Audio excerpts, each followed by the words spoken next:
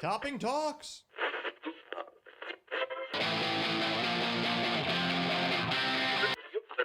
105 hours a week, can't be beat.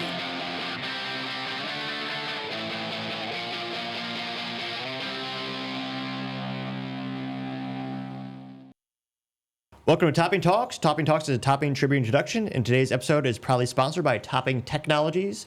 Topping Technologies is an IT value-added reseller and services company with a special proficiency in IT security. Heck, I see their founder at least twice a day. Gotta say he's quite handsome and brilliant.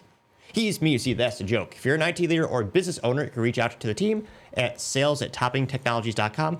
Also, still giving away a free Flamethrower with every IT purchase with Picatinny rail adapters, so you can mount it to any standard AR-15 like all awesome accessories can be.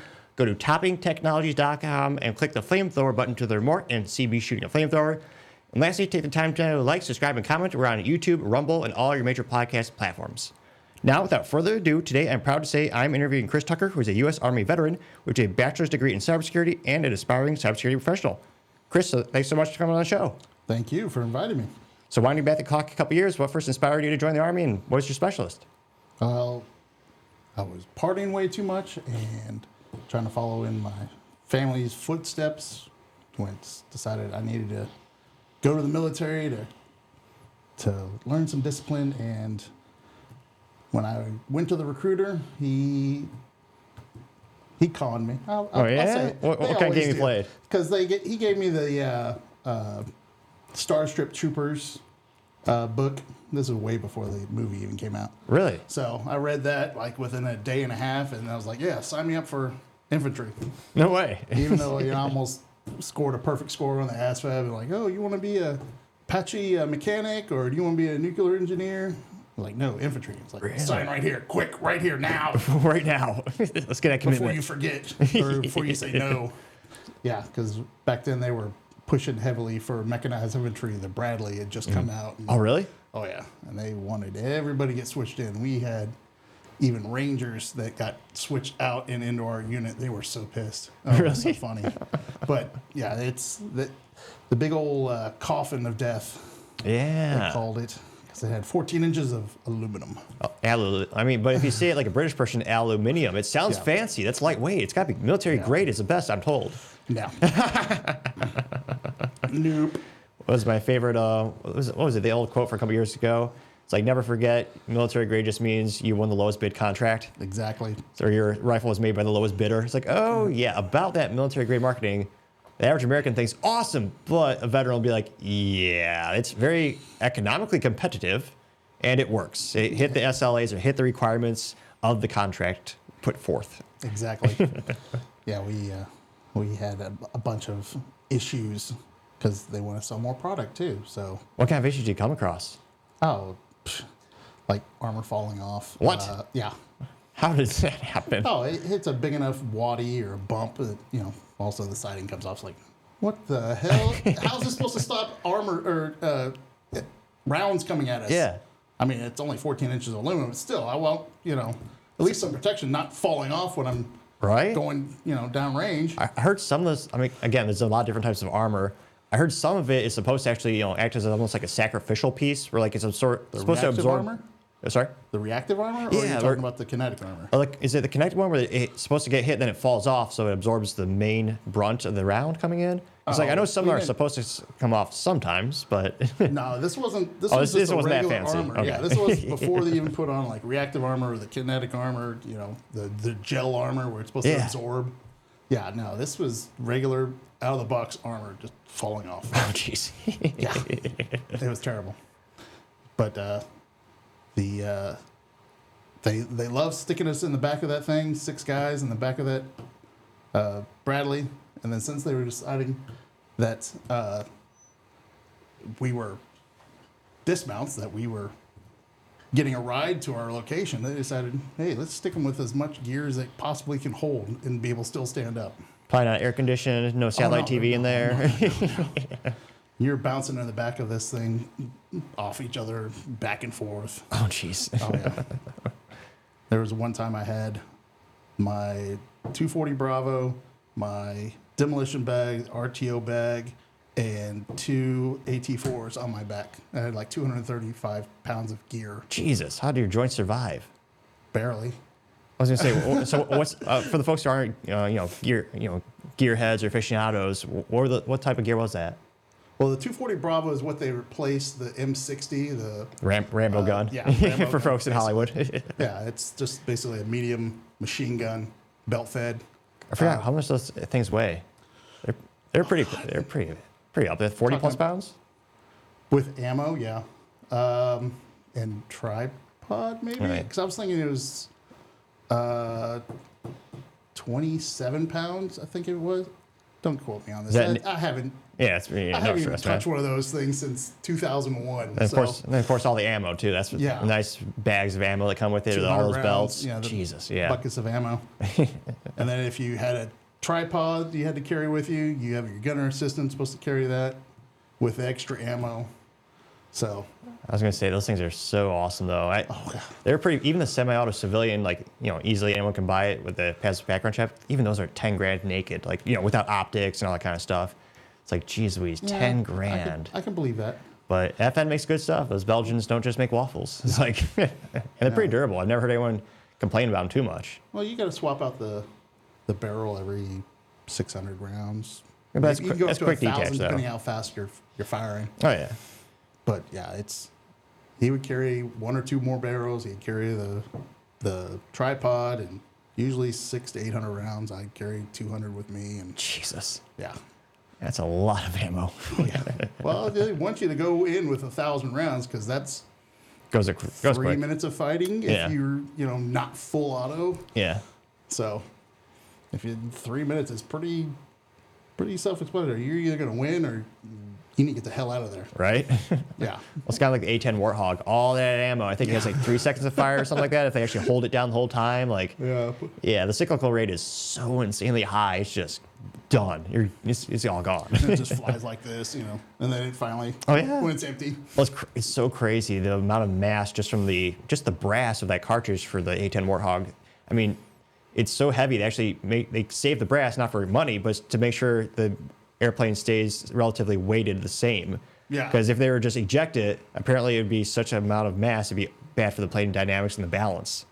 And they still use that thing to this day. Well, it was perfectly made. It tried and true. It does what it's supposed to do. It kills Right. tank lines severely. I was gonna say, I think Fairchild made that originally way back in the day, and Northrop Grumman has a contract to maintain them. I think these days, though they change all the time for the maintenance bids. But it's insane. I got to see one during the fire. Oh, really? What was that like? Oh, I mean, literally, it flies like this because it's so heavy with depleted uranium, and then when it fires, it puts a bullet every square inch in a football field. It will literally just one bullet every square inch, football field in one pass. Holy crap! Yeah. Do you still remember how that sounds, or how epic is that? I've heard. We were so far away, we couldn't ever, hear it. But I mean, it's just kind of. I'm like, what was that? You see it over there. But yeah, it's insane. I wish we could have had that many a times. Right. In combat. Oh yeah. I was gonna say They don't get to use that unless it's usually a wartime or it's a very big oh shit moment. It's probably one of the best implements of aerospace ever. If you think of top 10 planes of all time, in terms of longevity, design, and just durability. Oh yeah. And all the redundancies they built in with it's actually fly by cable still. They got the physical redundancies as even in this digital world. It's that's pretty cool. Yeah, they haven't really had to update that much to be in this battle frame that we're doing now. No, it's one of those things where it is so timeless. Look, kind of like the Model Deuce, the 50 cal. Well, John Moses Browning is a genius. Over 100 years, still using a lot of the same designs to this day. Yeah, yeah, and we got to show off to the Iraqi army how we got when I was in, they had the new titanium barrels that they put on the 50 cals. Really? Oh yeah, and they brought in 2 tanks from the Highway of Death, and they put a goat in the second tank. The other tank was right here, and they had this Humvee that came hauling ass up, sidelined, did a 9-round burst, then took off. And it went through the first tank, into the second tank, and out the second tank, and it hit some berm behind it. Jesus. And that goat was not in there. They found a blood stain on the inside and just chunky salsa all over behind it. Sounds like an easy way to make dinner. A really quick way to tenderize meat. But it's just the technology now with guns. It's like we can't make armor that's going to stop that. Well, it's the ultimate cat and mouse game because they claimed that the new kinetic armor or personal body armor. Because I mean, there's been innovations. You had steel plate, and then you got carbon ceramic. But like, yeah, there's certain things you're just not stopping. That's why it's almost like the legal paperwork. It's like it's not bulletproof. It's bullet resistant. It's like yeah, there's a difference between that. Yeah, because I mean, there's still a crap ton of just regular ammo out there that the bulletproof vest is going to stop. But, they make armor piercing rounds, and then they make the salvoid rounds is designed to go through even more of that. And they have a whole line of bullets that just is not in the masses to be able to use. That goes through any armor we have. I mean, they have the FN57. Well, yeah, but they have the stuff that goes through reactive armor now. So it's designed to blast forward to set off the explosion, and then has a round that goes right through it behind it to go right through the vehicle. So it's like, well, what are we going to come up with next? Unless they come up with a new metal that'll stop that kinetic force. You never know what DARPA's up to. I think their whole job is like, we have to think of magic 50 years in the future. Yeah. It's like, that's almost like science fiction coming to life, basically. But then they'll just take that, whatever that metal is, and make a bullet. Yeah, right? And just kind of figure out a way to make it go faster and faster. Let's get to the speed of light, basically a rail gun. Oh, those were so cool. They what they're telling us is that they pulled the plug on those initiatives, but it's like, yeah, the rail guns are so cool. Well, because it literally will exit gravity. Oh, yeah. Because, I mean, when they put it on those battleships, it was going past the horizon, and it's like, it's straight line. What else are we going to do? We can't make it arc because it's going so fast. Yeah. I mean, a 2-pound slug, 25,000 feet per second is pretty insane. Yeah. And it's like, also kind of the age-old thing we've had for over 100 years in terms of armaments and military logistics is, certain things are really cool, but it's all about, how could you compress and transport the energy needed to use it. It's like they had machine guns, over 100 years ago that were electric belt fed, but it's like, well, they would have to have, back then you were using, windmills and other, it wasn't a really portable way to move it around the battlefield, so it never got off. I think that's why the railgun, even energy guns in general, you're not going to see them in infantry. You see them like battleships are nuclear powered. Sure, that makes sense. It's like frontline infantry. They just replaced, not just. I mean, SIG won the contract for the 277 Fury battle rifle. Oh, wow. I've been kept out of the loop on all the new stuff coming out. Again, it's kind of like the battle armor thing with the cat and mouse. There's a lot of debates of why they won that contract, but the unique thing about the SIG 277 Fury cartridge is it's bimetal because there's so much pressure needed, or it creates so much pressure. So it's like 80,000 PSI, some crazy amount. But it shoots around so quickly, it'll pass through modern armor. Yeah. So like that was the whole selling point of why should we go away from, time proven, time tested 5.56 to this new fancy rifle that costs $16,000 for a rifle, which that's a pretty penny.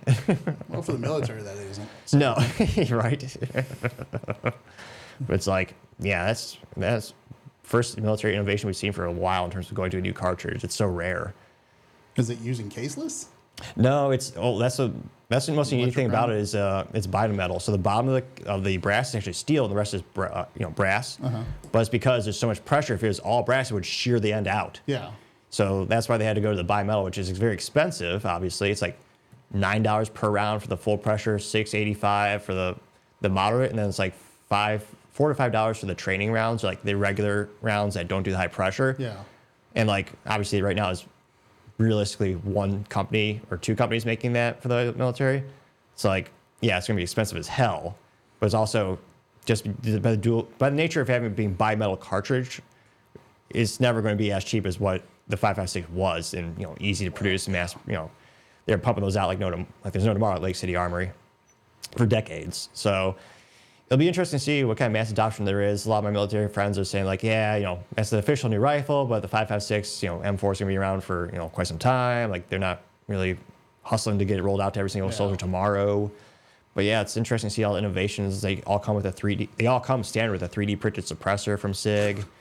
I mean, that's why it's $16,000, $16,500. It's a car in your hands, but obviously it's an excellent implement of war for the soldiers. They're doing it for a reason. Yeah. And depending on who your adversary is, sometimes they won't be in sweatshirts. They'll be in, they might have armor. So that's the theory of, maybe it's a new battlefield tomorrow we're not seeing today. But yeah, it's one of those things where, yeah, those things are so expensive. But I'm always fascinated by the research development and the innovation behind it, because we haven't seen much in terms of that cartridge for 100 years. It's all been, full of copper. You got the full metal jacket round. It hasn't been much innovation. You've tried the caseless ammo. It doesn't really work on a mass scale. They have the polymer ammo, which they're actually based in Garland. I forgot the company name. I apologize to them. Not that they're a brand affiliate or anything like that, but it's like they have one where the brass is actually made out of plastic, which they use that for helicopters for the 50 cal round to decrease weight for the helicopter, stuff like that, which makes sense. But it's been cool to see some innovation that past couple of years. But more importantly, getting back to you, what's your favorite thing to shoot in the Army, or what's your favorite thing you got to play around with? Probably the Dragon missile launcher. That thing Really? is just insane. I mean, we got to shoot cool. a javelin once. Oh, really? I got to shoot it once. That's cool. Because when I was over in Kuwait, it was a 10-year reunion of Desert Storm, and they were basically everything's becoming obsolete, or not obsolete, but it's going past its expiration time. So they basically said, this has been here since Desert Storm. We didn't get to use it because, it was only 18 days. So have fun. Shoot the shit out of everything. I shot everything underneath the sun that we had in there. It's like Christmas. Javelins, the Dragon, the AT4s, anything with, the bullet derived, 9mm, the saw, the 240, the 240 Bravo? Well, we got those too, but I had a Mark 19 I got to shoot. Oh, really? Yeah, that's 40 fun. millimeter belt fed grenade launcher? Yeah, 200 rounds a minute. So. Holy shit, that's awesome. God, that's gotta be exhilarating. Yeah, it blows up buildings so fast. Those things look so much fun. It is. You just need to move the decimal point over a couple times so I can afford it. Well, I don't know. You might be able to find some people out there that you can get some used. Right, maybe. Just depends on how. Yeah, I like to abide by the, keep it on the up and How up. you want to keep it. Yeah. I was going to say, hopefully in our lifetime they'll repeal the NFA Act of 1934, but as of the recording of this episode, it's a 10-year in prison or $250,000 fine, and I can't afford either of those yet. Yeah, just better to err on the side of caution. Exactly. Illegal. But yeah, it's like, I don't know. Did you see any antiques there too? I've heard stories about some folks seeing like MP40s and like old armories back in the day when they were in training and overseas. Or what was the oldest thing you ever saw? Oh shit, we had because when I was in Bosnia, we had to go around to the different the Bosnians, Kosovo, or not Kosovo, the Croatians and the Serbian military weapons depots. Oh, really? And we had to go in there. We had to count out all their weapons to make sure that they're not taking them out and doing little side wars on the side. Was that because the U.S. was giving them weapons? You were keeping track of inventory, we're or keeping track of their inventory, making sure they weren't doing little side missions. Oh, really? When we go in there, like you're supposed to have 10,000 AK-47s. You're supposed to have, but you're missing 300 of them. Where are they at? Yeah. And if they couldn't come up with it, we would take 900 of them out of there, throw a thermal on top of it, and melt it right in front of them and says, "Oh, that hurts. If you don't bring it back the next time we come here, we're going to do it again." Until you no bring way. it. Yeah. Oh my gosh. They didn't mess around. I only saw that once. Really? Yeah. Something Serbian, I think it was like 200 weapons they didn't have. Mm-hmm. I never got to go in there except for once. But usually we play guard and the LTs go in there with their They just took a thermal grenade and melted them away. Oh yeah, they pulled it all out. I got to see that. Oh no. And he's like, "We want to see the 200 weapons next time we come through," which is I think a week later. Yeah. And he pulled the pin, just dropped it on the pile, just watched it melt right through them all. Did one grenade do all that melting? Oh yeah, That's insane. You're talking what is it, 6,000 degrees Celsius, something like that. Jeez Louise. So it's nuts what those things can do. That's so Put on sad. top of a tank and watch it melt through. I was gonna say Mikhail Kalashnikov is crying from heaven. It's like, oh, all those AK-47s just gone. Yeah. Oh. They had one guy. I don't know who did it, but they had a RPG with an artillery round. I don't remember the size of it.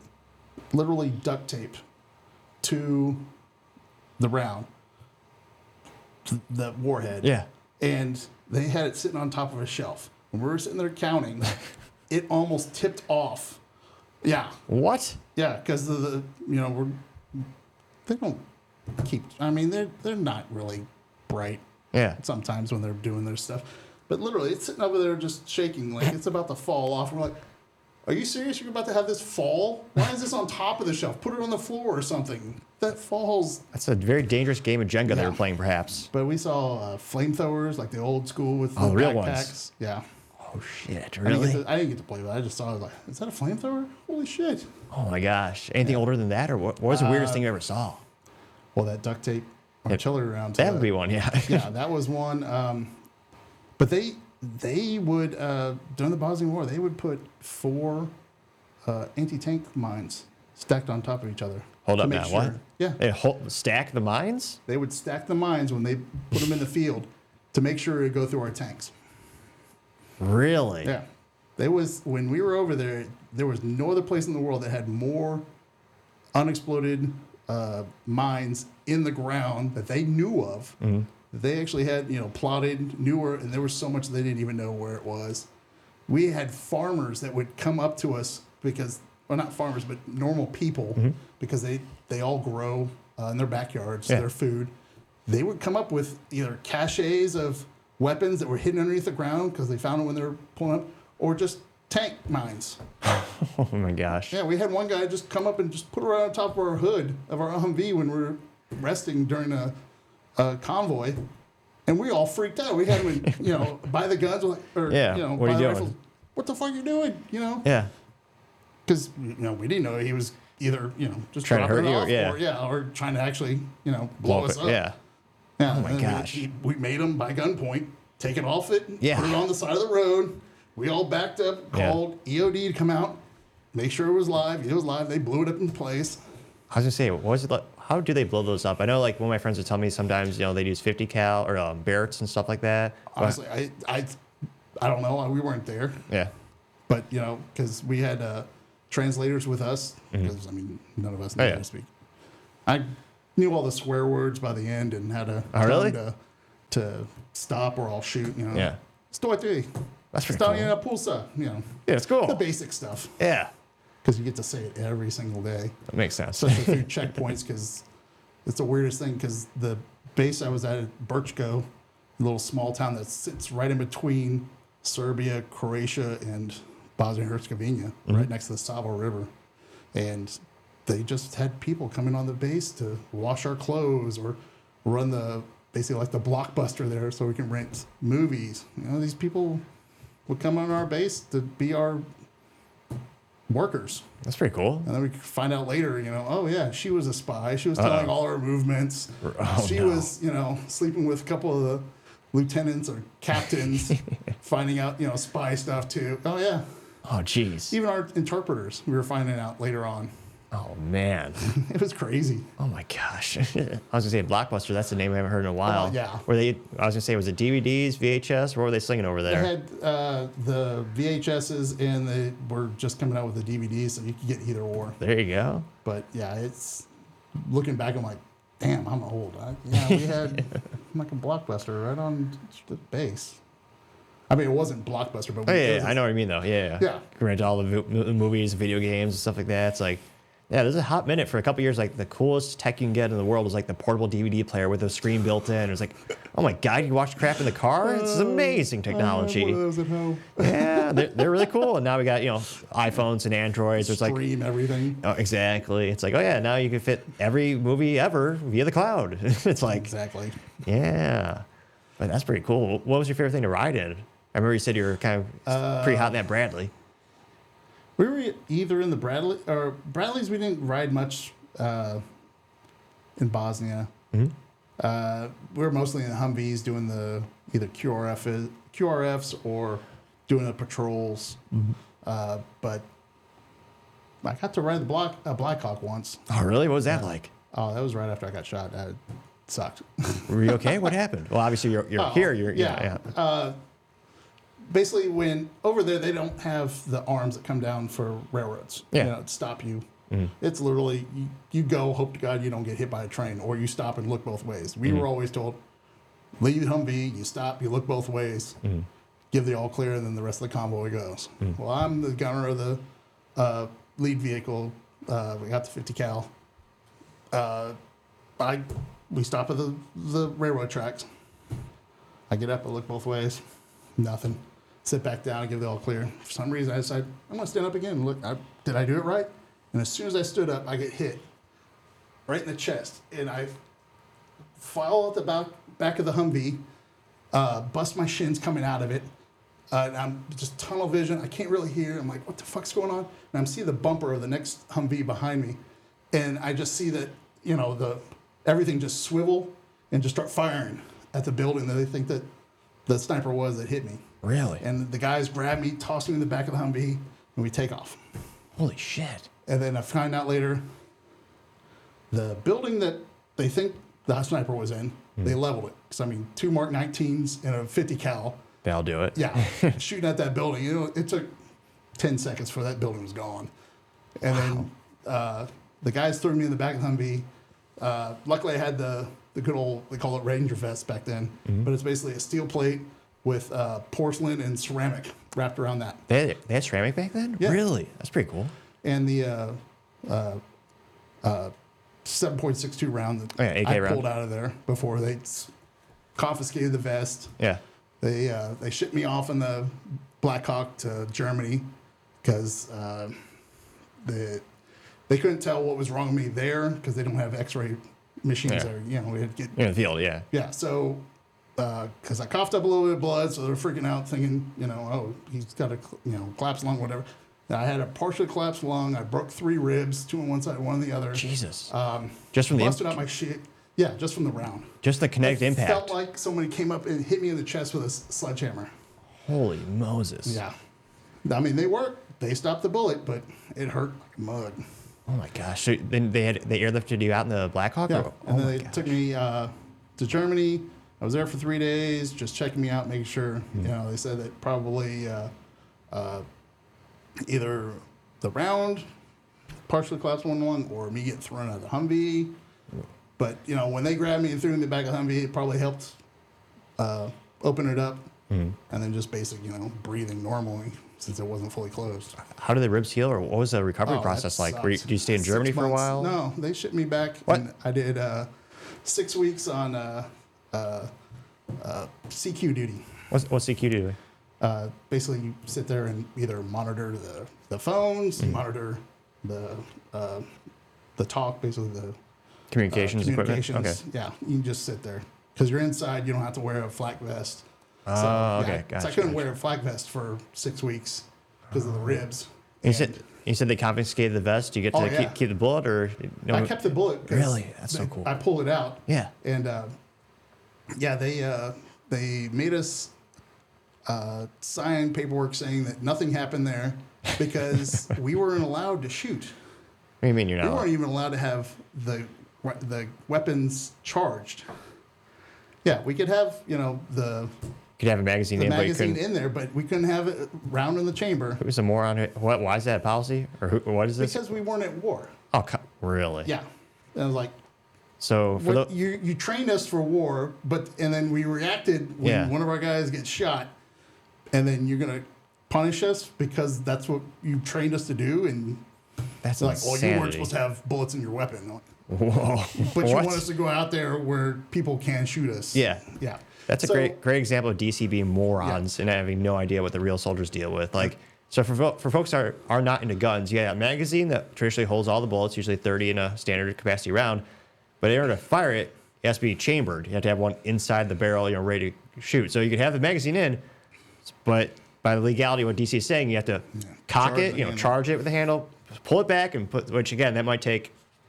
Not to insult people's reaction time, but it might take a human 1 to 3 seconds. Yeah. And like again, battlefield, that's life or death. But some asshole in pardon the French, but some guy in DC said, "Yeah, we should have no round in the chamber, but you could have the magazine and the gun." Yeah. So it's like literally just handicapping your ability to react properly to threats. Yeah. That's insane. They were trying to make us have it where we had empty magazines What? for like a week or two, and everybody was like, "We're not doing that. We're not sending our guys out in the field." Yeah, because some Empty bigwig- magazines. Yeah, because That's they don't want us to do what we did. Defend yourselves? Yeah. Jeez. We were supposed to, literally, their rules were we were supposed to call in and ask for permission to shoot back. Wow. Yeah. And we're like, are you serious? So basically, we had an unwritten rule of it's better for you to be charged by 12 than to be carried by 6, which means Yeah. go to jail or possibly to jail alive. with 12 jurors decide if you're guilty or not, than to be carried by the 6 pallbearers to your death. Exactly. Oh my gosh. So, yeah, we were told we were never supposed to talk about it. The lieutenant that was on the mission, he was threatened to get a letter of reprimand. Basically, ends his career. He wouldn't be able to advance in rank. He would get shit jobs from now on. If he ever said a word about it, the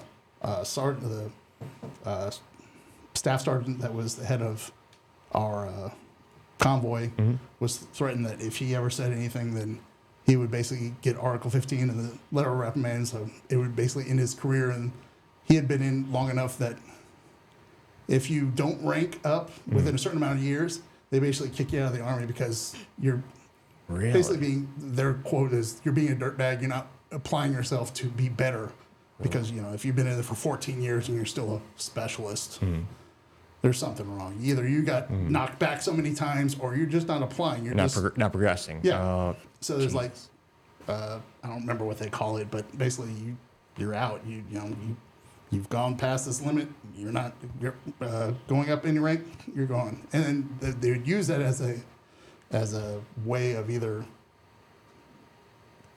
kind of disciplining you Disciplining, or yeah. kind of forcing people to quit almost. or to follow their rules Yeah. with the threat of Expulsion or yeah. So And and it's not really a Written rule per se, but it's like a Yeah. kind of like corporate America in certain instances too. yeah. And out of curiosity, pivoting to cybersecurity, what inspired you to get your degree, and how did you first get into IT?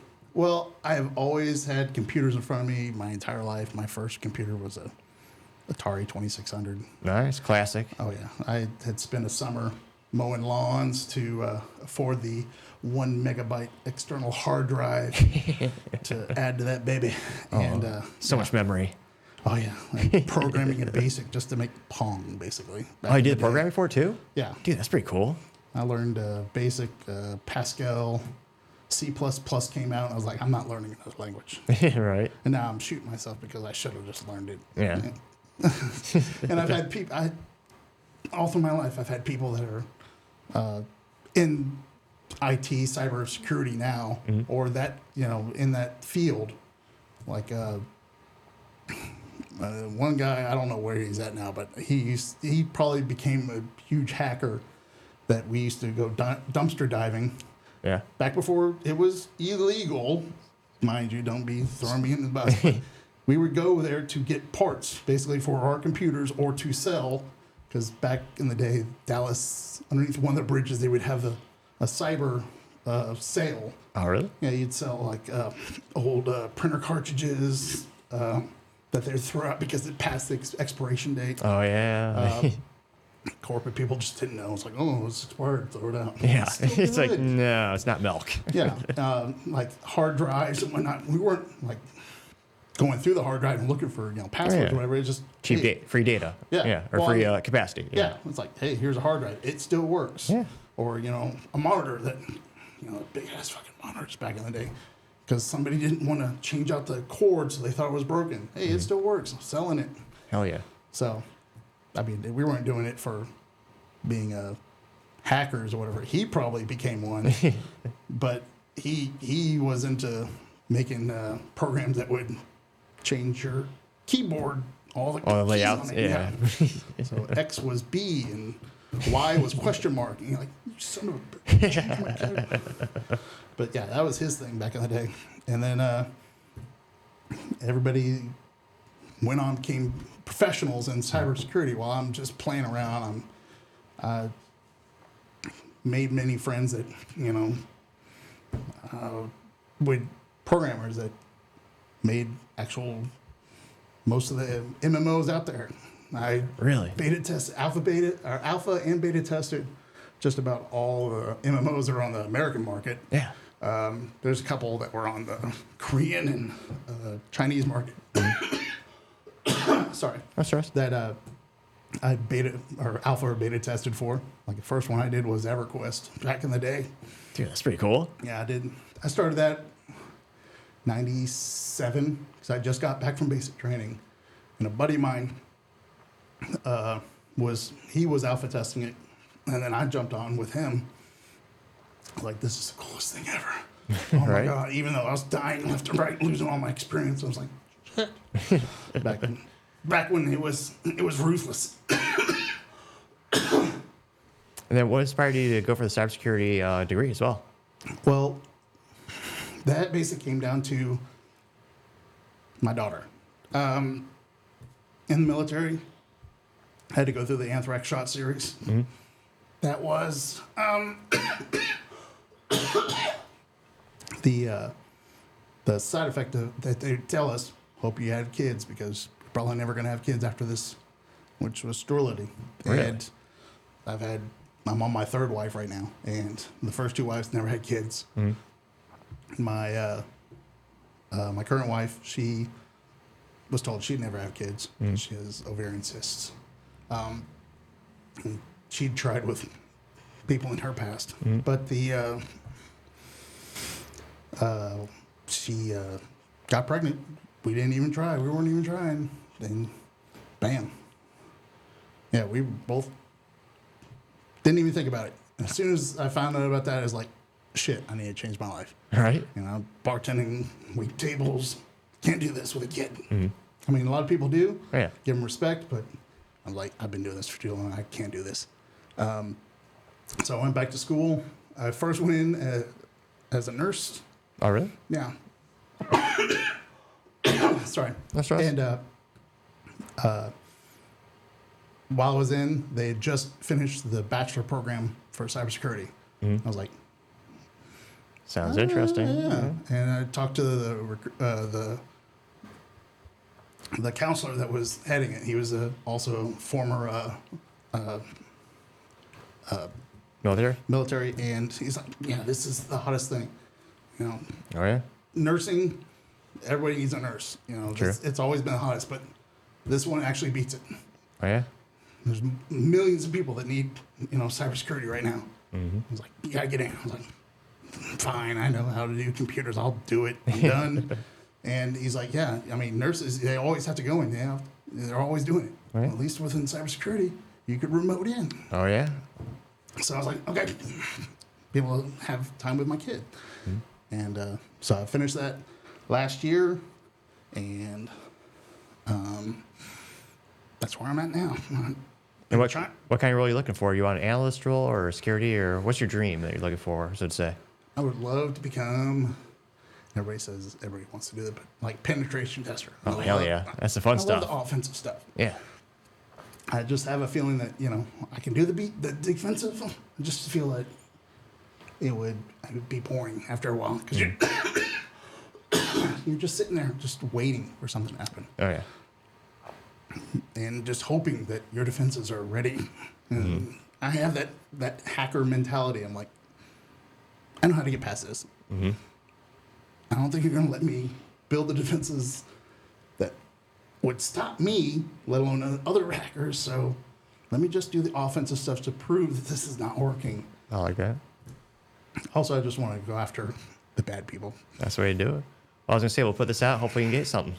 Yeah, I hope so too. Well, Chris, thank you so much for coming to the show, man. Appreciate it. Thank you. Appreciate it. Thank you, everyone, for taking the time to tune in. Don't forget to like, subscribe, and comment. Also, don't forget to take time to tell your family, tell your friends, tell your coworkers, heck, tell your enemies, tell anyone, everyone. Y'all just stay safe. Y'all have a great day.